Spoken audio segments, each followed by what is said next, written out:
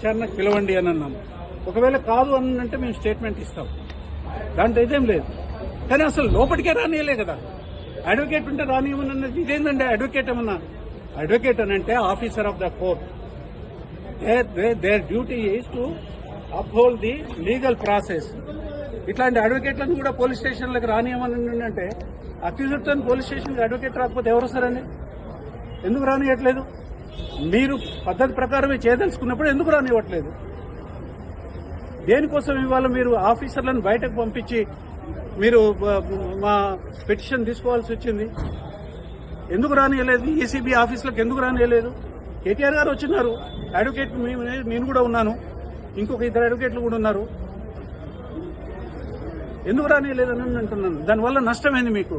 మీరేదో కుట్ర చేయదలుచుకుంటే, మీరేదో తప్పుడు పని చేయదలుచుకుంటే తప్ప అడ్వకేట్ ఎందుకు ఉండకూడదండి?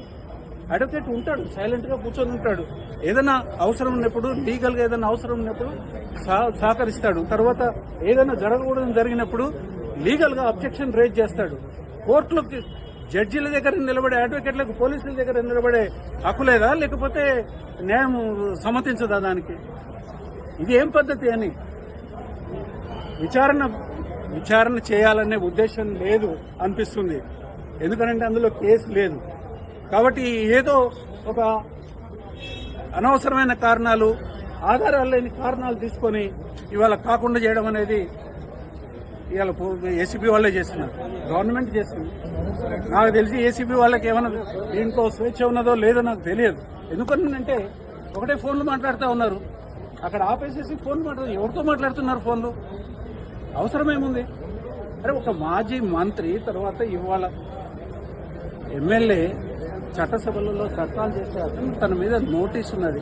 ఆయన తనతో పాటు ఒక అడ్వకేట్ను తీసుకొని, అక్కడి అడ్వకేట్ అనేది హక్కు, advocate assistance right, fundamental right తీసుకొని వస్తే మీ అడ్వకేట్ ఉన్నాడు కాబట్టి నేను లోపలికి రాని అంటే దీని వెనకాల ఉద్దేశాలు తప్పనిసరిగా ఇదేదో ఒక డ్రామా ప్రహసనం లాగా చేయాలనే ఉద్దేశమే తప్ప ఒక పద్ధతి ప్రకారం ఏమన్నా ఉంటే విచారణ చేయాలనే కోరిక ఏజెన్సీకి ఉన్నట్టుగా మాత్రం కనిపించట్లేదు. ఇన్వెస్టిగేటింగ్ ఆఫీసర్ ఎవరైతే ఉందో వారిని కలిసి హైకోర్టులో తర్వాత 2 విషయాలు అడిగినారు. మీకు తెలిసిన విషయాలు చెప్పండి, తర్వాత డాక్యుమెంట్స్ ఇవ్వండి.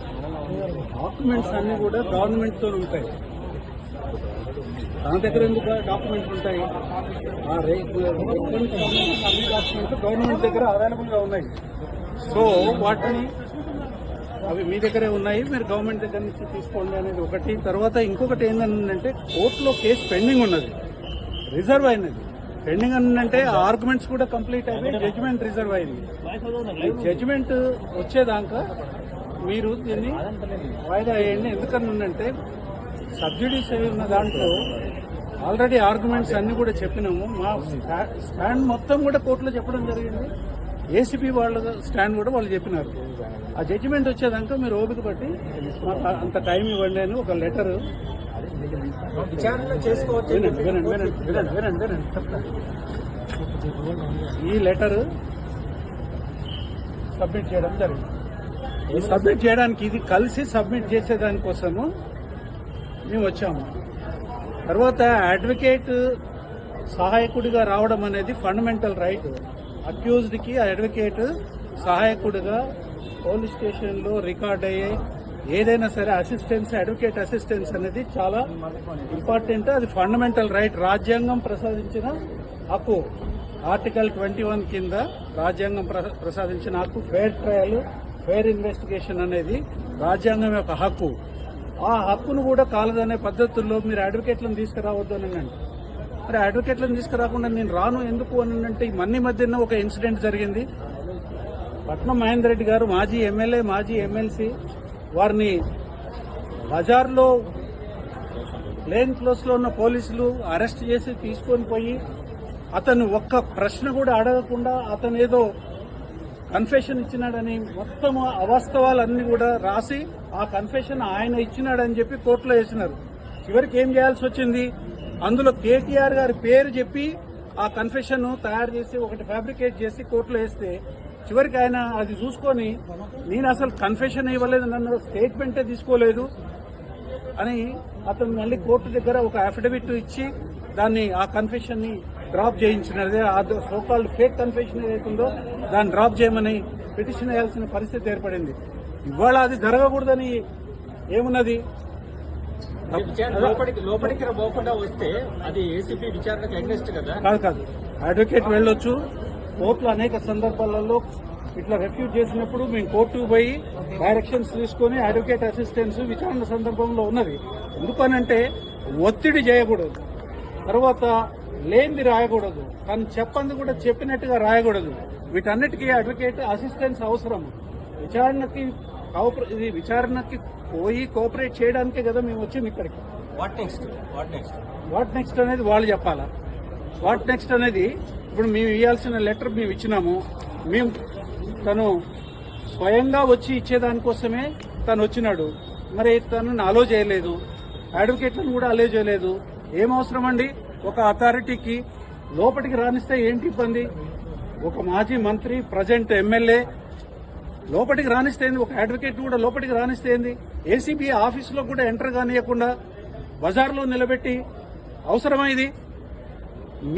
మేము ప్రాధాయపడ్డాము. అథారిటీ యొక్క గౌరవంకి భంగం అవుతుంది. మీరు ఆఫీసర్స్ ఇట్లా రోడ్డు మీదకి రాకూడదు, మీరు వచ్చి ఇక్కడ తీసుకోకూడదు అని అంటే పర్వాలేదు, మీరు ఇక్కడే ఇవ్వండి, మీరు మేము అక్కడికి రానియమని అన్నాను. ఏం పద్ధతి? ఏం నడుస్తా ఉంది రాష్ట్రంలో? ఈడీ విచారణ కూడా ఉన్నది. ఈడీ విచారణకి కూడా పోతామండి. ఈడీ విచారణకు కూడా అటెండ్ అవుతాము. ఇవాళ అటెండ్ కావాలనే కదా పోయింది. అడ్వకేట్ రానివనే నెపంతో ఇవాళ అక్యూజ్డ్ స్టేట్మెంట్ ఇవ్వడానికి సిద్ధంగా ఉన్నదని స్టేట్మెంట్ తీసుకోలేదు. స్టేట్మెంట్ తీసుకోవాల్సింది. అంటే మేము స్టేట్మెంట్ కూడా మేము చెప్పాము, కండిషనల్ గా చెప్పాము. ఈ జడ్జిమెంట్ వచ్చిన తర్వాత మీరు విచారణకు పిలవండి.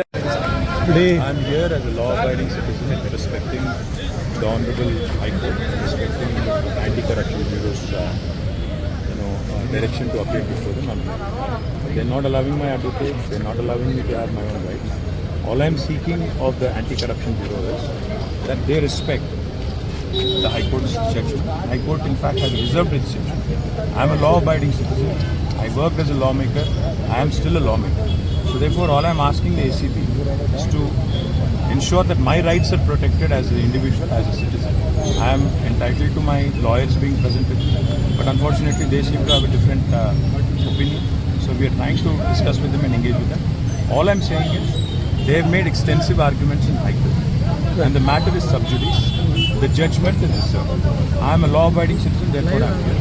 But if they do not want to ensure that my rights as a citizen are protected, I have no right but to walk away. Right.